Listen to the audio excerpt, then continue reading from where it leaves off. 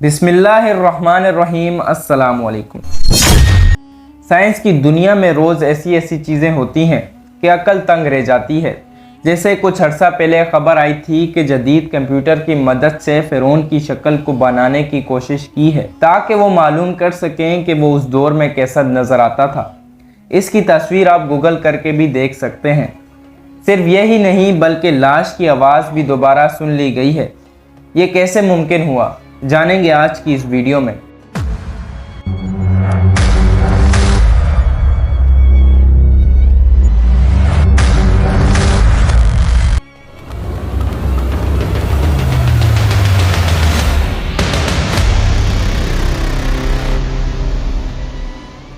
जिस लाश की आवाज़ सुनी गई है वो फ़िरौन के यहाँ एक राहिब था और वो एक मंदिर में पूजा किया करता था।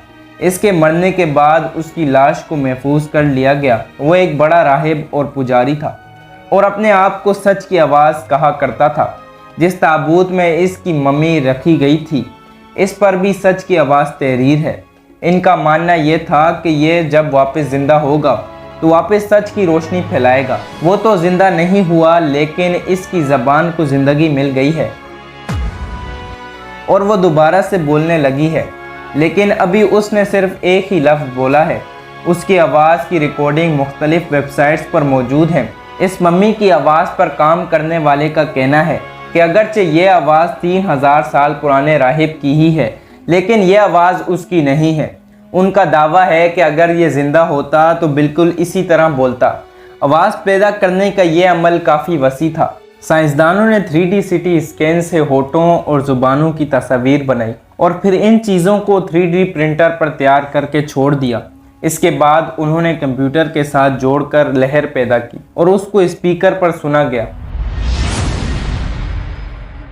ये बात तो सब जानते हैं कि फ़िरौन पानी में डूबकर मरा था, लेकिन ये बात जहन में रखें कि उस टाइम के सब बादशाहों का लक़ब फ़िरौन था।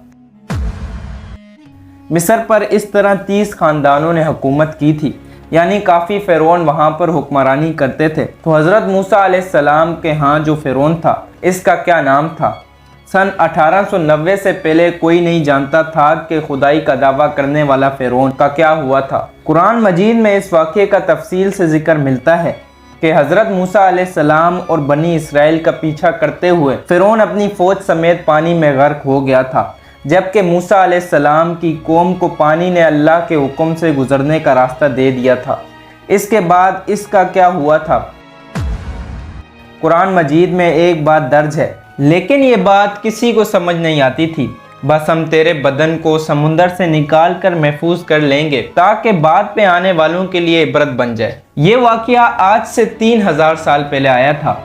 फ़िरौन के डूबकर मरने के बाद समुंदर ने इसकी लाश को अल्लाह के हुक्म से बाहर फेंक दिया, जबकि बाकी लश्कर का कोई नामो निशान ना मिला। मिस्रियों में से किसी शख्स को इसकी लाश मिली और इसने अहले दरबार को बताया और इसको महल में पहुंचाया गया और उन्होंने इस लाश को महफूज कर लिया। फ़िरौन क्योंकि समुंदर में डूबकर मरा था, मरने के बाद कुछ अरसे तक पानी में रहने की वजह से समुंदर नमकियात की एक तह जम गई थी। मिस्रियों ने इस पर वो तह ऐसी ही तरह रहने दी और इसे इसी तरह हुनूत कर दिया गया। वक्त गुजरता गया। ठीक 2000 साल बाद आप सल्लल्लाहु अलैहि वसल्लम दुनिया में तशरीफ़ लाए और फिर नाजिल होने वाली किताब कुरान मजीद में ये किस्से बड़ी तफसील से बयान किए गए हैं और इसी सिलसिले में उसी फ़िरौन का जिस्म महफूज करने की पाबंद आयत भी नाजिल हुई थी, जिसकी सच्चाई पर मुसलमानों का यकीन पुख्ता है, लेकिन वो समझने से कासिर थे कि इस खुदाई का दावा करने वाले फ़िरौन की लाश कहाँ महफूज की गई थी, कैसे इसे इबरत का निशान बनाया गया। 1890 में मिस्र के एक शख्स को फ़िरौनों की लाशों की तरफ जाने का एक खुफिया रास्ता मिला। इस रास्ते की जब मुसलसल खुदाई की गई, दूसरी मम्मियों के साथ इसी गर्क होने वाले फ़िरौन की भी लाश मिली। इन मम्मियों को माहिरीन ले गए। जब इन मम्मियों का तफसील से जायज़ा लिया गया तो फ़िरौन वाली मम्मी की नमकियात से पता चला कि ये वही फ़िरौन है। इस वाक़े के बाद बड़े बड़े साइंसदान मिस्र आए। मुख्तलिफ साइंसी टेस्ट करने के बाद दुनिया भर के साइंसदानों ने तस्दीक कर ली कि दूसरे सब लाशों के बनिस्बत सिर्फ फ़िरौन की मम्मी पर ही समुंदर नमकियात लगी है। इसके बाद इसे महफूज कर लिया गया। 1982 में फ़िरौन की लाश ख़राब होने लगी। उस वक्त की मिस्र की हुकूमत ने फ्रांस की हुकूमत को दरख्वास्त की कि फ़िरौन की मम्मी को ख़राब होने से बचाया जाए। इसे फ्रांस ले जाने का इंतज़ाम किया गया। जब फ़िरौन की मम्मी का बाकायदगी से जायज़ा लिया गया, ये मालूम हुआ कि इसकी लाश और जिस्म में समुद्री ज़र्रात अभी भी मौजूद हैं। एक बादशाह की समुंदर में डूबने की वजह से मौत हो, इस बात ने डॉक्टर मोरिस को हैरान कर दिया। तो इसको पता चला कि इस बात का जिक्र कुरान मजीद में मौजूद है। वो एक साइंसदान था और इसने मुसलमान साइंसदान से मुलाकात की, तो मुसलमान ने कुरान मजीद की सूरह यूनुस की आयत लफ्ज़ ब लफ्ज़ सुना दी।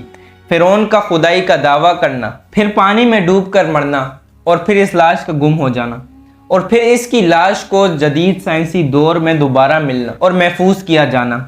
डॉक्टर मोरिस ने इस आयत का तर्जुमा सुना तो बोल पड़ा, अल्लाह सच्चा है और अल्लाह का रसूल सच्चा है। कलमा पढ़ा और मुसलमान हो गया।